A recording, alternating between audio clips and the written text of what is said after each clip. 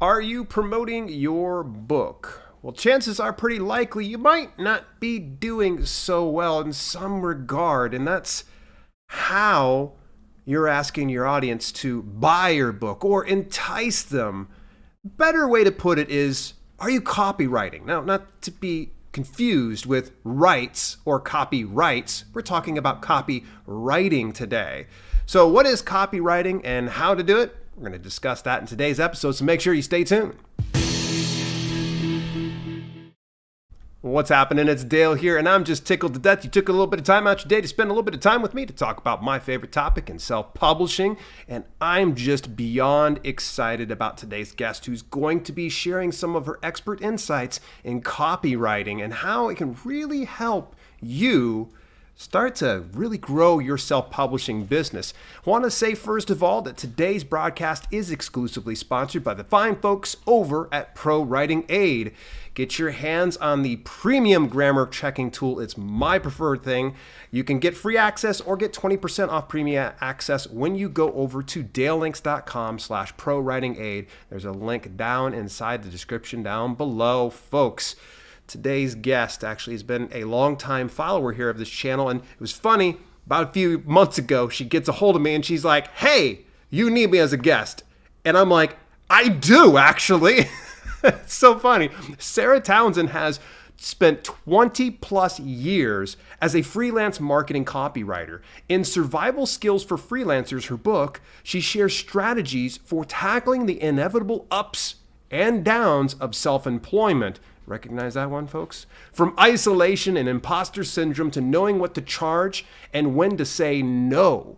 The Amazon #1 bestseller, makes you guys stand up at attention when you hear that, as seen in Forbes, has been described as absolute gold, a pocket business coach, warm wisdom, and an instant gem, and is available in paperback and Kindle formats. That is Survival Skills for Freelancers, and today's guest is Sarah Townsend. Welcome to the show, Sarah. It's great to have you finally.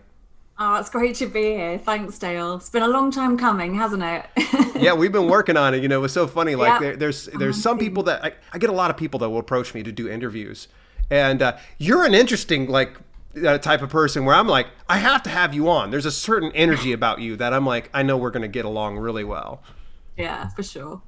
But so I want to go ahead and before we start to do the battery of questions here, I want to, of course, just address the live chat. Live viewers, if you've got questions about copywriting, again, this is not about rights holding, but actual copywriting, all right? Ad copy, if you will. Please load them up over inside the chat. Same thing goes for the replay viewers. Drop them inside the comments, and we'll do our best to answer those. In the meantime, I hope that you indulge my questions here, Sarah. So if you're ready, the very first one, this is simple. What is copywriting? Okay, so copywriting is writing to sell, basically, in the short way of describing it. It's writing to persuade people to think differently or to change minds, to raise awareness of products, and ultimately to get them to take action as a result of reading your words. So whether that's booking a course, watching a video, buying a book, it's being persuasive. Okay, so is copywriting easy to do and learn? Because I see you've had over 20 years of doing this, so Yeah. I'm assuming it's simple? Well, it's simple for me because I've been doing it for a really long time. I would say there is a misconception that copywriting is simple because everybody can write. So people think, okay, yeah, well, great, I don't need to hire a copywriter. So say, for example, you're having a new website built. You would naturally probably not do that yourself. You'd probably go to a web designer and then you'd probably get a developer to build it properly, right? Yeah. But in terms of the actual words that fill the pages on the website, you might think, well, I can write. I'm going to be writing this myself. So this is where people come into difficulty because they think writing and copywriting are the same. And there are kind of subtle differences. And obviously, if you're writing for the web, there's the Google beast to satisfy. So SEO issues have to be taken into consideration. And actually writing marketing copy to sell is actually quite different. Okay, so what do you think is the biggest problem? What do you think is the biggest hurdle that people have to overcome in actually getting good at copywriting? I would say one of the things that people do wrong the most, and I guess this is kind of a roundabout way of answering that question, is that you think you might have an understanding that copywriting is writing to sell, but you might think, okay, so what are all the good things I can say about my book or my car or my product? And you might kind of focus on the features of the product. So, you know, this TV is LED. This was a really bad example because I don't know anything about TV. But, you know, this computer has an Intel processor. Okay, well, I don't care if it's got an Intel processor because I don't know what that means. So what does that mean to me as a customer? So it's all about first of all, getting very curious about your audience's needs. The problems that they're facing and the things that your product or your service, or in your audience's case, your book, what sort of problem does that solve for them? What sort of information is it going to give them? And it's also really important to use your audience's language rather than, if you've got a very technical product, but you're selling it to an audience of non-technical people, it's all the more important to really get under the skin of your audience and really think about, okay, so that Intel processor means my computer's going to be really fast. Maybe it means it's reliable as well, you know, all those things that actually, what does it mean to your customer and your audience? And that's really where a lot of people make mistakes when they're writing their own copy. Okay, good insights. All right, so let's take the next best step here and talk about what are some of the critical elements to even basic copywriting.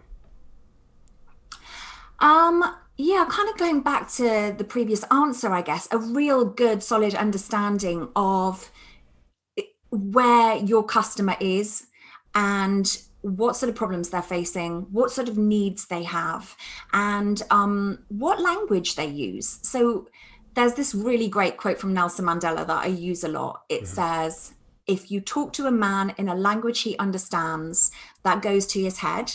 But if you talk to a man in his language, that goes to his heart. And we all know that, like, buying decisions are made on emotion, not necessarily rational kind of features, etc. So if you can trigger an emotional response in your reader, you've got a far better chance of selling your product. Does that help? How can we really know if the copy is actually working?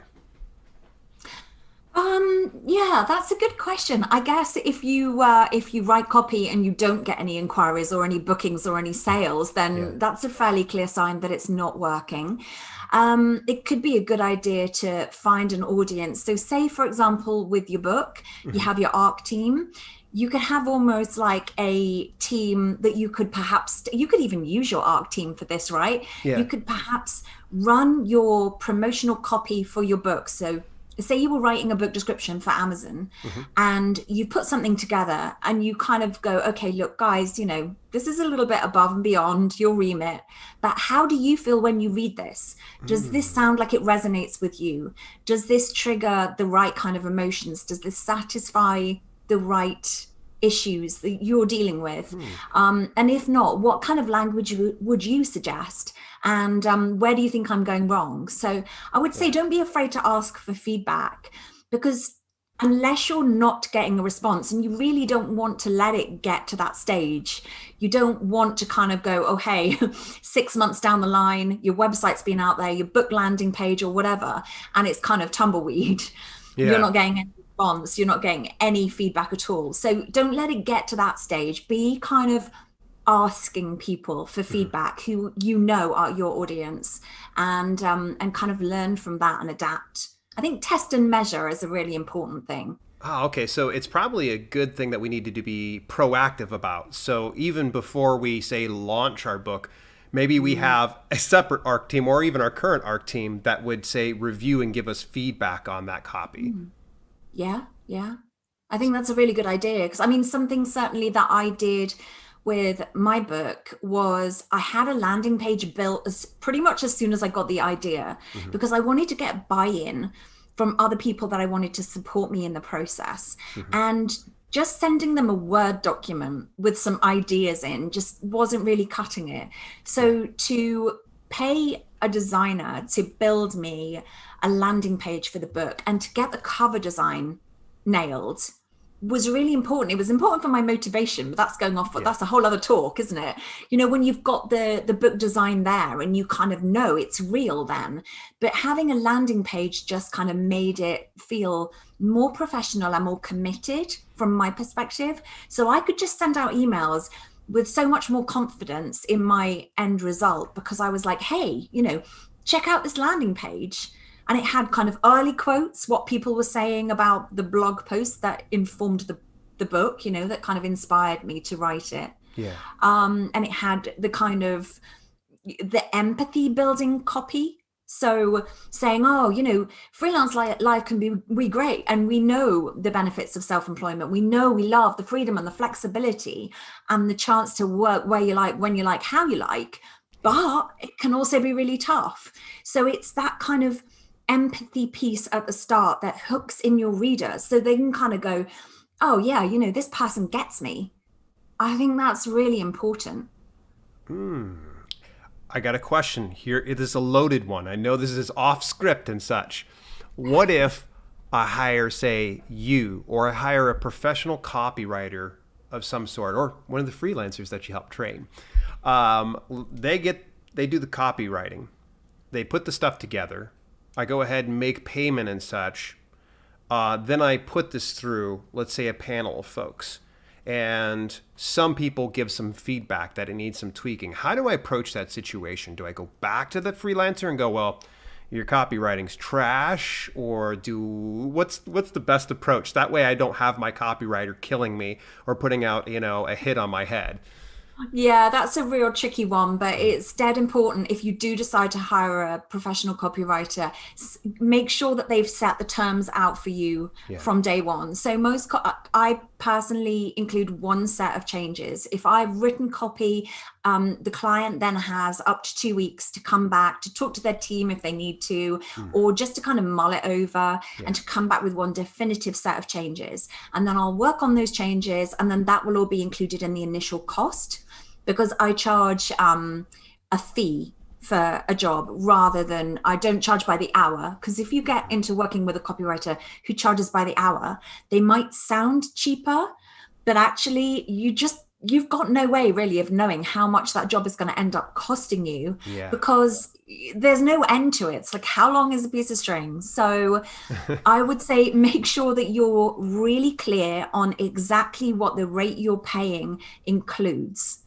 So if your copywriter says, okay, I'm going to charge you £1,000 for this, but you can come back with 2 sets of changes, that's fine. I mean, ultimately, if you've given the right brief, and that's a lot down to the copywriter, they should be asking the killer questions that enable them to get to the root of your book or your brand or your product or your service.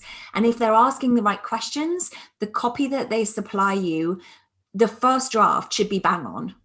There might be like tweaks and, oh, I'd like a little bit more copy about this section here. And actually we've scrapped this product so we can ditch this here, or I've let this chapter go, you know, so there'll be tweaks. But generally speaking, if you've given the copywriter a really good quality brief, they should provide something that's pretty much spot on. Okay. So sometimes it comes down to good copy starts with the person who's requesting for that. So I need to make sure that I have X, Y, and Z in place so they understand all the moving parts before they write compelling ad copy.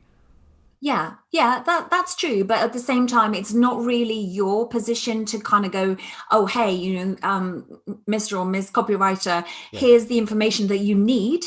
The onus is really on the copywriter to ask you for what they need to do their job properly. So for example, if I have a discovery call with somebody, I'll then go away and provide them with a quote, with a proposal. If they like the idea of working with me, I'll bill them 50% deposit up front. And then I send them my briefing form, which is 4 pages, PDF, interactive, asking all the right questions. And provided they answer, you know, they properly take the time to kind of think about who is your audience, what pains are you solving for them, what benefits do they get out of buying your product or service or book. As long as the thought has gone into that briefing process and they have gone back to you to clarify any points that they're not clear about, then yeah, you should be good to go. I love how this direction this conversation's going here. So it's a perfect segue. We go over into when's the best time to hire out a professional copywriter? Because I know that for me, I've tried, and all my ad copy is just absolute garbage, and I just don't want to learn the process. So when is going to be a good time for most folks to hire out a professional copywriter? Yeah, that's a really good question, because I would say if most people who are watching this chat, if you're self-employed, you are your own business, right? So ideally you became self-employed to become your own boss because you have something that you love doing, in your case writing books. That's the thing that gets you out of bed in the morning, right? That's the thing you love doing, fires you up, keeps you inspired, keeps you energized. If you don't like writing copy, it's no different to if you don't like doing your own accounts, if you don't like doing your own admin or your own social media. You need to outsource, because if you're running your own business and you are your own personal brand, or if you like that phrase, great. But if you're spending your precious time doing work that you don't enjoy, you're not good at, and it doesn't make you money, it's more profitable to outsource. Because don't forget, the person that you're outsourcing to is someone who does that thing, copywriting, proofreading, accounts, admin, whatever it may be. They're doing that thing day in, day out. So it might take you 10 hours to write a book description for Amazon, but it might take a copywriter 2 hours. So you're thinking, okay, so I'm in business to make money for myself. Why do I want to be paying somebody else? But I think that is the logic behind it. Yeah. You're getting a specialist. So it's like you're kind of surrounding.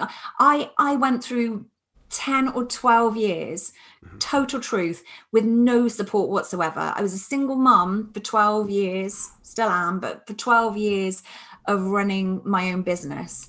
And I was trying to do all the juggling. And I've always had this like real control freak, fundamental inability to ask for help. So I just wouldn't do it. And I would think, oh, no, I can't ask somebody else because they won't do it my way. And I knew my way wasn't always the best way. But ultimately, if you can get an expert in your sort of success circle, they're all working for you. So get like an IT specialist and an accountant and a proofreader or a graphic designer. Those people are all on your team. They're all kind of rooting for the success of your business.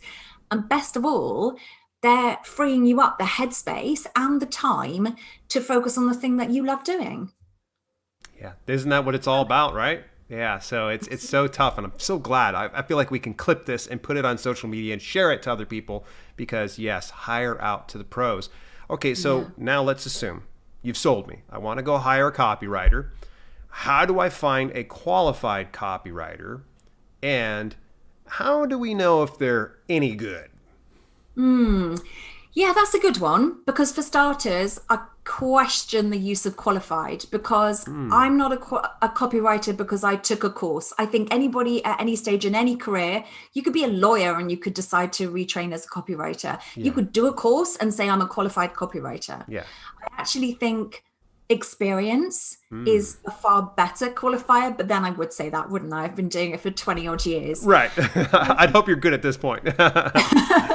So I would say start with a good old fashioned Google search. If you want to work with somebody that's local to where you're based, use that on your Google search. You'll just get a feel from their website. You really, truly will. Do they sound like a human being? Do they sound like they're somebody that you would want to work with? Because what I quite often say when I'm talking about freelance life in chats like these is you don't necessarily have to be the best at what you do, but you do have to be likable. You have to be somebody that makes life easy for your clients. Yeah, you have to be reliable. You have to get the job done on time and in budget.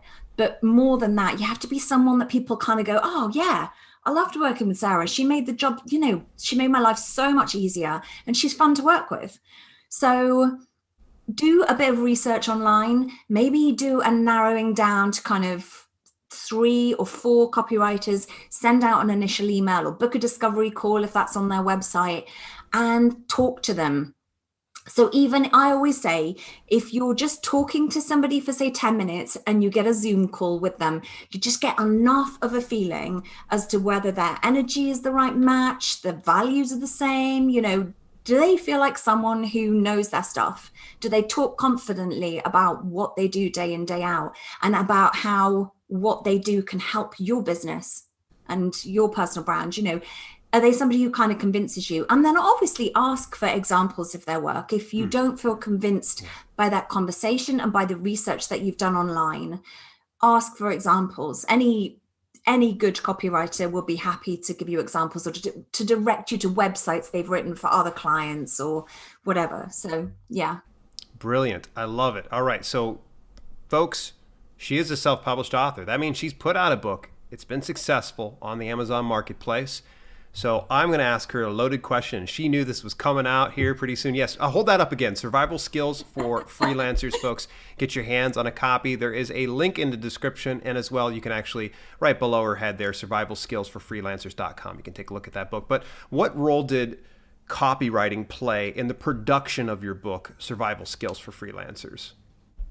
Yeah, and before we came on live, I was saying that's actually a question nobody's asked me before, and I'm kind of like, it stumped me for a little bit because obviously writing a book is not the same as copywriting. It's far more of a conversational, informative. But I have to say, I've got one review that even now I think about it, it gives me goosebumps. It was actually from another copywriter who wrote the book, who read the book and left me a 5-star review. And he said, this book is so refreshing to read. It's so refreshing to read a book that's written by a proper copywriter who knows how to get the message from the page to the brain with the least resistance. And I thought, I just love that. I've literally got goosebumps right now. And he said it's just so goddamn intuitive to read.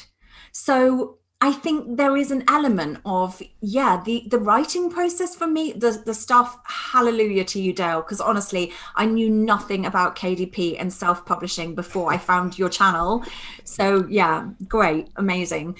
But the actual writing process and the editing was the easy bit for me. So in terms of copywriting, I guess the book itself, it's written in a different kind of way, but obviously there are a lot of lessons that I can take from copywriting in terms of just, I like simple language. I'm all about conversational language, using words that real people really use, and not kind of going, oh, hey, I'm going to make myself sound more intelligent than you, because for starters, I don't think I am. I'm not academic. I'm kind of basically qualified by experience. So I wanted to write a book that everybody who read it could really relate to and really felt like, my God, this feels like a chat with a friend or a trusted business coach, or, I've had such lovely comments along those lines. In terms of the copywriting, I guess that kind of relates to things like writing the landing page and the things like the emails, just getting people to buy in on the process, kind of, can I quote you in my book, and that sort of thing. Being persuasive in language is such a good skill to have. And then, of course, the all important Amazon description. Yeah. I've tweaked that a million times. Yeah. And what do you suppose it would require so much more work to do the book description? Do you always have to tweak your work a million times, or do you think it's because it was more personal to you? Yeah, it's totally the latter. Yeah, I think I am naturally a perfectionist control freak, as I kind of alluded at earlier on. And I think the hardest part for me about producing the book was really knowing where to stop tinkering. Like having to draw a line under it and go, it's good enough. Yeah. It's good enough. Let it go. Let it go off to be typeset or whatever it is, digital formatting, whatever you call it. So I tend to tinker because I always think I can do better with my own stuff. But I just had to accept that I need to put things out there into the world and trust the process. Nice. And it's done pretty well by me so far, because in like 6 months, it's got 220 odd 5-star reviews here in the UK. Hang on a second. Did you just say 220 reviews? Okay. Yeah, All right. I do. This is completely off the script and such. How did you get so many stinking reviews? Okay, it comes down to one thing. Okay. Beg, steal, or borrow. I have just asked people. I've just had to be shameless. So because it's so important in terms of the visibility, as we all know, and also just that kind of social proof. Because I always say I can say what I like about my book. I know what I set out to write, but it's actually what other people say about it. That's what really counts. Right. And some of the reviews, they just go into so much detail about the things people loved. And someone literally said, I've had a lot of comments about it being unput downable, which for me is just insane because it's a business book. I've never read an unput downable business book in my life. Right. Yeah. Usually pretty dry. Yeah, exactly. But somebody left the most gorgeous review the other day and said, I love this book so much, I didn't want it to end. So, I just thought that's fantastic. But yeah, the way I've got them, I think this was actually a Dave Chesson tip about putting a thing in the back saying, now you've finished reading, please go online and leave a review, because it really does mean the world to me. And that definitely has helped. But certainly if somebody messages me through social media and says, oh, I just got myself a copy of your book, I'm loving it, I will always leave, if it's Instagram or LinkedIn, I leave a voice note. So it's even more personal. I can't do that on Twitter. That disappoints me. Twitter disappoints me in a lot of ways. But many people too. I leave a voice note and I just say, I'm so pleased to hear that you've got a copy. So glad you're enjoying it. Do keep in touch, because I'd love to know what are your biggest kind of learning points and what's your favorite myth that I bust. And by the way, it would really mean the world to me if you take the time to leave an Amazon review when you're done, because it really helps me spread the word and reach and support more freelancers and small business people. So it is a little bit shameless, but it's kind of, I put my heart and soul into this book, and I obviously want to help as many people as possible with the advice it contains. Nice. Good stuff. All right. That was completely off script. I totally understand. We are not going to disconnect here right now, folks. We're going to go to the live question and answer. And those that are watching on replay, please make sure you stick around to the very end, because we might have some loaded questions. My last question for myself here before we move on is, how can viewers get in touch with you? Oh, that's a good one. I think the easiest way is to go to the landing page that I talked about, which is survivalskillsforfreelancers.com. That has a link to buying the book on Amazon, so you can read more and you can read those amazing reviews. It also links to my copywriting website, and it links to my social media. So I am most active on Twitter and LinkedIn and Instagram. But if you do connect with me, please do feel free to connect. I'd love to hear from you. But do just say that you found me through Dale, because that will be fab. Awesome. Very good. For some reason, my camera just decided to die on me here. So hang in there, folks. For whatever reason, my camera just decided it's going to stop. So there we go. Yeah, don't be surprised. You're probably going to get some people reaching out to you about the reviews, because 220, when did you publish your book? The 18th of June, 2020. Wow. This time last year, I hadn't even had the idea to write a book. But as I say, that's a whole different conversation, maybe for another day. Yeah, for sure. So here's what we're going to do is let's go to the live question and answer. For some reason, my camera dies. Know that I'm still here, Sarah. All right, so let me scroll on through. It's great to see everybody joining us here today. SL Michaels. Hey, Samantha, what's going on? Anx Taz, great to see you. And Japonais con Rafi. Rafi, hey, how's it going, buddy? Good to see you, man. Mikey Argentina, Kevin McGuire, Thomas A. Bradley. Okay, so let's see if we can do this.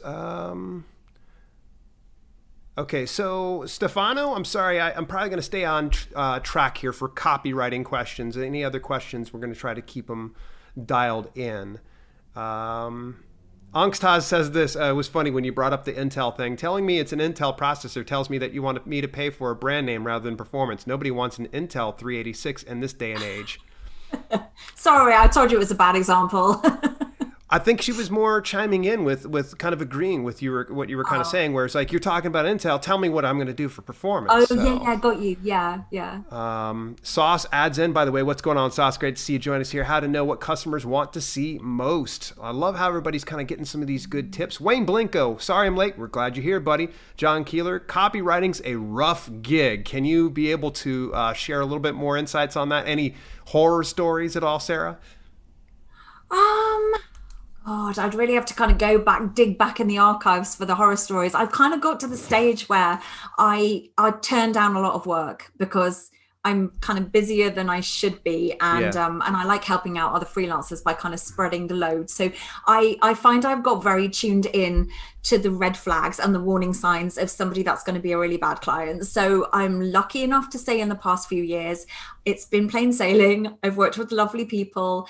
And I have to say, provided I have the right source information and I've asked the right questions to begin with, I just love it. I can't say it's a rough gig because it's what I do day in, day out. And I really love it. I'm lucky. After about 2 decades, I think, you're here to stay. Yeah.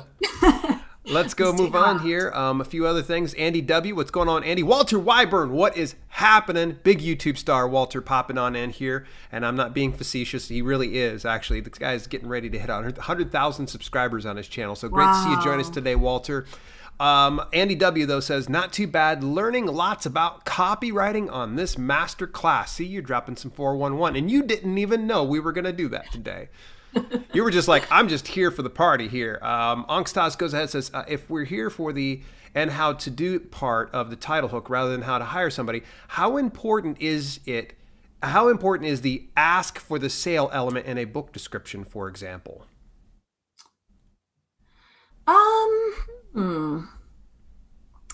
That's a good question. I mean, I guess every piece of copy should have a call to action. That's kind of a fundamental thing. So you want to tell your reader what you want them to do when they've got to the end of what you've written.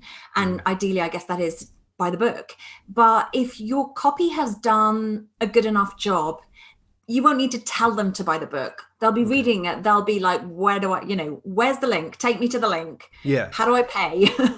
So yeah, I would say always include a call to action of some sort. So whether that's, hey, click this link to book, or to sign up for this event, or to subscribe to my newsletter, whatever it is, make sure. But as long as your message is doing a good and clear job and it's compelling enough and it's talking to your customer in their language, then you shouldn't need to worry too much about it. It should have kind of done the sales job for you. Nice. She actually expanded just a little bit more. The direct buy this now because it's the best feels sleazy and rapport breaking to me. So I'd rather avoid it when I can. So you gave some really great tips. I totally get that. I'm like that. I couldn't be less of a hard salesperson at all, which is why it makes me feel slightly cringe every time I even have to ask somebody for a review. But I think kind of make it authentic to who you are and the kind of language you would use. If that buy this now, this is the best, the all-time great, the world's fastest, best, whatever, shiniest. If that doesn't feel comfortable to you, don't use that language. Use kind of your version of that language. Yeah, but I'm sensing that there's no exact way to doing copywriting, that it's going to vary from one person to the next. Am I wrong in saying that? I would say there are certainly processes in terms of the structure and the way we get what I would call source material. So all the information we've been given by the client, the way we kind of shape that. I always think of it as a bit like a jigsaw puzzle. I always quite like it if a client says, for example, I've got this website and this website's really not working for me, but it really needs an overhaul. I love that when I'm kind of looking through the copy that they've got at the moment, I'm kind of like, wow, this is duplicated. They don't need this bit. This they need to expand on. And that's kind of a process. But in terms of the voice that you use, that is as personal to you and to your brand as anything. So it's your copy across all the touch points, don't like that word, but can't really avoid it, everywhere your customers see you. So if you're an author, so on Amazon, on your website, on your LinkedIn profile, on your social media bios, it should sound the same. It should sound like you everywhere you are. So that's the bit that's different, I think. Okay, good point here. Oh, by the way, Angstaz says, thank you for accurately reframing my Intel comment. Okay, no problem. Andy W says, those review numbers are crazy good, elbow cough. And I'm loving this class, Walter Wyburn said. Okay, so Ray R. Wise asks this. Now, I'm not sure if you've got any insights on this one, but I'm going to ask you anyways. Do you think it's harder to get reviews for fiction writers or nonfiction writers? Ooh, I guess with fiction writers, I don't know, because I haven't given this any thought, because I didn't know this was going to crop up. But my instinct is, so for me, I probably read 5 fiction books to every nonfiction. So I guess the fiction books maybe float. I'm really sorry to any fiction writers out there who are listening to this, but I guess the fiction books kind of flow into one another more. And if I don't feel that connection, it's difficult for the author, because the author isn't making a personal connection with the reader. They're providing their story as characters. So by the time you get to the end of the book, the author might only have like 2 pages of acknowledgements in which they can make a connection with. So I think what I'm saying is, yes, I suspect it's harder as a fiction writer to get reviews, because you're not having, look, I've got 220 pages in which to make a connection with my audience. So by the time they get to the end and I say, do you know what, if you could do one thing for me now, it would be, can you leave a review on Amazon? But I'd really love it if you would. They feel like they know me. I have had so many comments saying, I really felt like I was just having a conversation. This book feels like a conversation. Like, and I love that, because that's given me 220 pages of being persuasive for people to trust me and to want to do something to help me in return. So I would say yes. Nice. Good stuff. Long answer. They're loading us up with a ton more questions here. And folks, we're going to wrap up here in the next 5 minutes here. Andy W. wants to know, how do we get started with practicing copywriting? Do we go for an hour a day, 15 minutes? Any ideas how to get practicing? Yeah, I mean, practice, perhaps set yourself some test projects. If you see something that you see a brand, you think, oh, I could have done better than that. If you see a piece of advertising or advertorial in a magazine, just kind of say, well, okay, so say I had been briefed with this challenge. Obviously, you don't have the same amount of background information, but kind of practice in a way that fits in with your day-to-day life. If you set yourself too lofty a goal, chances are you won't achieve it. The first day you forget to do it for an hour, you're going to feel down on yourself. And if you can just carry on, even if you just do, say, 15 minutes a day. But also one thing that's really important in learning to copyright is reading, like read everything you can get your hands on and kind of absorb different writing styles, different voices, different methods, and that sort of thing. Does that help? Nice. I like that. Angstaz comes back with another question. You mentioned social media professionals. Is everything we post on a professional social media basically copywriting? There's a subtle difference. That's actually content writing. I do both, because when I started out, there was no, this is going to make me feel really old. There was no internet. Well, very little internet. I came from an agency background, and we had 20 computers in our editorial side and 20 computers in our design side, and 1 computer in the entire agency office that had the World Wide Web on it. When I started, there was no social media. So content writing, some people say I just do copywriting. Some people say I just do content writing, which is more relationship building rather than selling copy, but I do both. It's a subtle difference. Nice. All right. One last question here as we start to wrap things up. Okay. So you kind of touched on this, but I'm going to ask this one anyways. Content marketing is distinct from copywriting then? Yeah, it is. You will find people who call themselves copywriters who will do both. From my perspective, I don't do social media posts, but I do pretty much everything else. So if a client comes to me for website copy, The ideal is that they'll like what I do so much that then we'll end up kind of working together on other projects. And some of those projects might be content. But yeah, you can kind of find people who will argue the toss about that. I don't think it's really that much of an important distinction, but there are content writers out there who would disagree with me. I know this. Right. Well, you're the expert and you're the one who's on today. So we'll just let them go ahead and disagree. If they want to, they can also drop it inside the comments. Folks, become part of the thumbs up brigade. Hit that thumbs up. It would definitely appreciate it. And of course, you want to join the channel memberships, click the join down there and find all the details that you need to. Sarah, thank you so much for taking some time out your day. I really do appreciate it. It's been an absolute pleasure. Thank you so much. And thanks for everybody who's joined in to watch. Fantastic. All right, so folks, let's not let it end here. You can actually go over to the very next video here. It's actually in the pinned comment where we actually talk about writing book descriptions that sell. You want to go ahead and click that one. I also have inside the description down below, or you can take a look at this other one here, YouTube